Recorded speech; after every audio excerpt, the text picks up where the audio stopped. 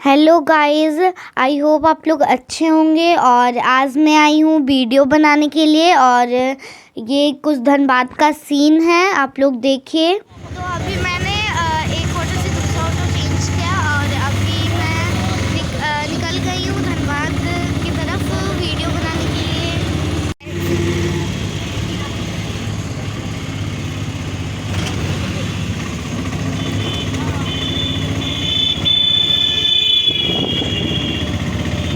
मोड़ उतर गई हूँ और ऑटो वाले अंकल को पैसा दे दी हूँ। और तो हम लोग अभी आ चुके हैं स्पेंसर मॉल और यहाँ पे वो भैया से मैंने पूछ लिया है उधर जो बैठे हुए हैं।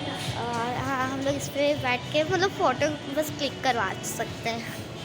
तो अभी मैं बस फ़ोटो क्लिक करवाऊँगी। और यहाँ पे क्रिसमस का डेकोरेशन भी हुआ था, देखिए।